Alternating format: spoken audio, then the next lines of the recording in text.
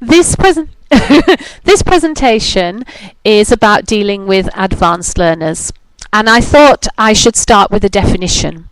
My definition of an advanced learner is really someone who has completed traditional courses, come up through the ranks if you like, but still needs to develop and improve language skills for study and work. A lot of teachers are afraid of advanced students because, as well as being very good linguistically, they have a lot of knowledge from their own field which teachers feel they may not be able to cope with. Students are also scared that their needs may not be met. A lot of teachers shy away from advanced students. They feel that a lot of the knowledge these students have is alien to them and they won't be able to cope with it. But I think you need to think really why the student is there. You don't need to know their subject. You are a language expert, and that's really why the student has come to you. One of my colleagues once rather rudely said to a doctor student, "I need you more than you need me," which, although it sounds awful, is actually true. They're here for the language. They're not here for anything else, and you have to agree and accept that you in that field are the expert. You don't need to mug up on the subject. They know that. So use them as a resource. They bring that to the table. You bring your language expertise to the table. And this marriage should help everybody reach a successful outcome. Students at advanced level have very diverse needs, but they do have a similar language profile. They generally need more fluency, a lot more vocabulary, some pronunciation, and some work on accuracy. Do the same as you do in any classroom with different group work and pair work. Students worry as much as teachers worry. They're worried that their time will be wasted, they won't meet their needs, they can't learn any more than they know already, and all of these anxieties come with them when they meet you. And you need to draw them out and show how you're going to meet all of these needs.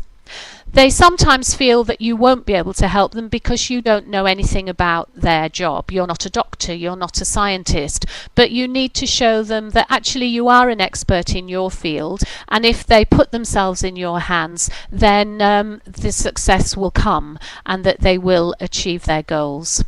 Obviously this is down to them at the end of the day, but you can show them strategies and help them along the way and show them what they need to do for a successful outcome.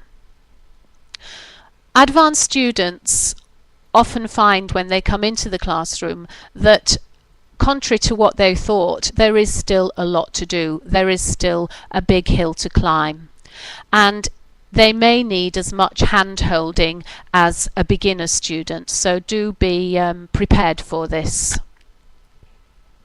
So, how do we take away the fear? There are lots of different ways. Mostly you have to accept it's going to be challenging, and you have to make sure that you're giving them value and that you're satisfying their needs and their wants. I think the first thing that you really need to do is to analyse what those individual needs are. This can be done formally through a needs analysis, or it can be done informally during the first lesson. But it is very important because you have to keep them with you. They have to feel that you are addressing what it is they feel they need, and you have to balance that with what you know they need linguistically. Lots of immersion is good. Longer and more in-depth listening and reading exercises, lots and lots of vocabulary, and discussions where they can really pull out all the skills they have and develop these in depth. Online resources, very good for advanced students. This is Gap Fillers, which is my own site designed and developed for advanced students. They're often time poor but technology rich, and they have the linguistic skills to be good independent learners, so do use these. In a classroom situation, I think you need to meet them on an equal footing and develop, if you like, a meaningful relationship. Don't temper your language, and do sort of use it more as a meeting of equals rather than making it graded language. This goes without saying. These students are surrounded and need to use, in fact, real text, real video, real audio, so there is no need to grade. That's probably why there are very few published materials for this cohort of students. Try and immerse them in as many real situations as possible. A colleague of mine likes to take her students to public lectures, and these can be very interesting as well as a good field of language. Also the courthouses, I've taken mine to courts, and they get some very interesting language. Theatres, museums, restaurants, whatever. Good fodder, and you can follow it up in class.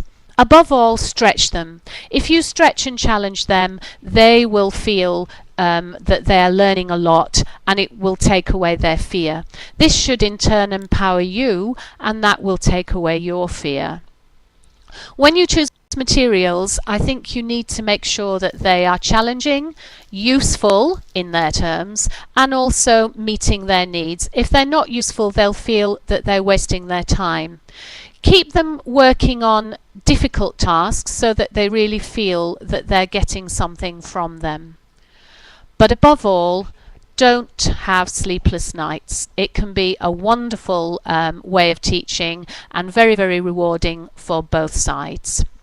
Thank you.